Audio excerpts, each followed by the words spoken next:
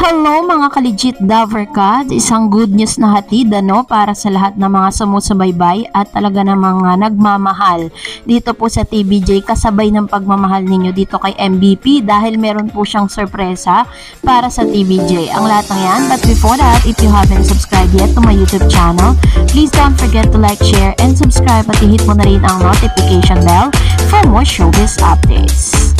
Bago nga tayo magsimula sa ating mga updates this afternoon, of course, nais ko po muna magpasalamat sa lahat po ng mga legit viewers, subscribers at legit Davercad sa laging nag-aabang at nakaantabay sa mga videos natin.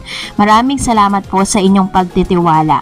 So, isang good news mo ang hihahatid natin sa inyong lahat, sa lahat po ng mga legit Davercads natin dahil naglabas po ang Billionario.com ng kanilang news about po sa nangunguna ang kumbaga naungusan or talagang umakyat ng ilang porsyento na napakataas na porsyento ang kinikita nitong si Mr. Or MVP Manny B. Pangilinan bilang CEO President ng nito pong TV5 kung saan naroroon po ang TVJ. So dahil po dito talagang nagdeklara na rin po ito pong si Attorney Felipe Gozon na yung tatlong subsidiaries niya na companies ay isasara niya na dahil po sa pagkalugi. Alam niyo po sa tinagal-tagal na umeere ng GMA, ngayon lang po na dinideklara. Bakit po nila dinideclare yan dito po sa Billionario.com or sa business news? Kasi para po umaga parang meron pong relasyon yan kapag po isa ka sa mga top na earnings company, kailangan mo ideklara if you are yung bankruptcy mo para po talagang malaman po ng maraming mga Pinoy at maraming mga companies na yun po yung nangyari dun sa company para meron mahabol, diba? Parang ganun yun sa business So, re-research natin yan para mas maipaliwanag natin sa inyo. This time, according po sa Billionario.com, ay napakalaki po ng earnings na pumasok dito po kay MVP or Manny B. Pangilinan na bagay na ngayon lang niya naranasan. Bilang isang business tycoon, ay talagang nagkakaroon po sila ng ganitong klase ng reporting. Half year, tapos pagkatapos ng half year, the whole year. Ganun po, parang for the first 3 months, kailangan nilang i-report yung kanilang earnings. And this time, talagang ikinatuwa ng maraming mga followers po ng TVJ dahil alam po natin na isa sa mga biggest factor kung bakit po nagkaroon ng malaking revenue ito sa pagpasok ng napakarami at mayayamang advertisers dito po sa TV5. Ayan, so dahil po dito, according po sa Billionario.com, ito pong si Attorney Felipe Gozon, matapos niya pong ideklara, diba, nung nagkaroon po ng declaration that network war was over. Dahil nagkaroon po ng kolaborasyon ito sa ABS-CBN. Pero according sa Billionario.com, kahit po pinagtulungan na nila ang TV5, pero wala pa rin talaga.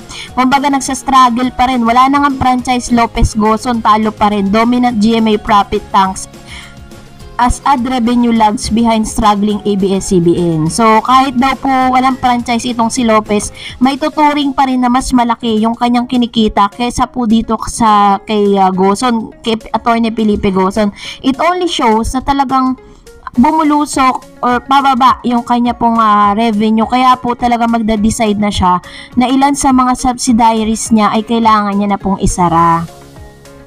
So dahil po dito talagang hindi naman sa pinagdadasal natin pero naglabas na nga ng ilan sa mga photos ng kumbaga parang ito na ang ilan sa mga good news na ihahatid po ni MVP bilang pasasalamat po sa TVJ dahil nakita niya na medyo maliit po, kung tutusin maliit naman po talaga yung kanilang studio kasi parang madalian kasi yung paggawa nun kumbaga parang parang minadali, but this time mas palalakihin at mas pagagandahin pa yung kanilang magiging studio. Yun kasi yung ini-aim netong si MVP dahil finally napasa kanya na nga ang TVJ sa tinagal-tagal na panahon at dati nga according to halos host siblings, nakipag-usap pa po ito si MVP na doon na nga po umere ito pong TVJ sa kanila pong network. Pero hindi po sila pinagbigyan ng halusos. At ngayon, dahil kapiling niya na ito, syempre may payback time yun. Dahil pinili po siya ng TVJ na maging tahanan. And of course, naramdaman din naman talaga ng TVJ na may malasakit itong si MVP, no? Sa kanila pong programa. Dahil dito ang isa sa mga talagang biggest thing na gagawin niya this year o next year is magkakaroon po sila ng mas malaking studio. Mas marami na pong mga studio audience yung pwede nilang na makakapasok kasi ngayon very limited Kaya talagang kapag po magpapaschedule kayo is hindi agad-agad na pwede kayong pumasok dahil for scheduling pa. Dahil sa liit po ng kanilang studio. Kung matatandaan niyo sa opening po nila, last July, if I'm not mistaken, nagpaalam sila ng May 31st. Tapos, nag-comeback sila ng July. Marami pong gusto manood sa studio pero hindi na po nakapasok kasi sa sobrang liit ng kanilang studio. But this time, mas palalakihin at mas pagagandahin pa ni MVP. Pero ang request lang sana natin, mas pagandahin din ni MVP yung signal sa Visayas and Mindanao kasi parang mas malakas kasi yung signal nila dito sa Luzon. Yun naman ang reklamo ng maraming mga netizen. And this time, syempre, pinag-uusapan din dahil tila baga pinupunteriya itong si Alan K dito po sa isang napakatagal na po matagal na po yung video na yon, yung contestant po ng Bortas 5, if you remember. Meron po kasing contestant ng Bortas 5 na tila baga nagkaroon ng double meaning yung kanyang sinabi during the segment po kasi ito pong Bortas 5 na to, isa po siyang teacher. And they also said na mahaba daw po ang kanyang pasensya, and then sinabi niya na opo mahaba to, sabi niya. Pero ayun nga, binigyan po siya ng hindi magandang meaning. Kaya po yun ang nangyari.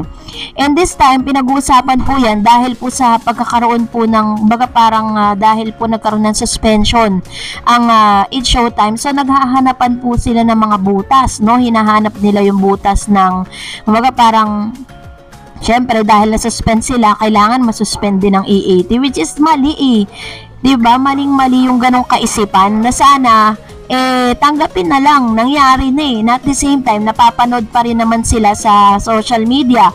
Hindi naman sila nawala sa limelight, mas lalo nga silang pinag-usapan Sabi nga ni Vice Ganda sa Instagram niya, pag daw may mga difficulties na dumarating sa buhay niya, meron din daw mas malalaking opportunities. Ngayon nga, syempre dahil po parang feeling ng maraming mga followers ng It's Showtime na kawawa si Vice, mas sinuportahan, mas talagang solid yung kanilang suporta.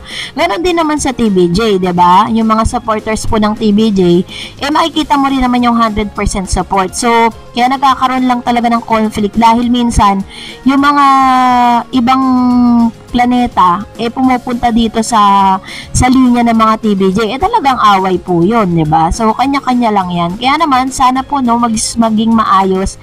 At isa lang naman talaga yung hangarin nilang pare-pares na noon time, yun ay makatulong po. And that's it for today. For more videos and updates, please don't forget to like and subscribe, and please follow me on my Facebook page, Star Eds TV.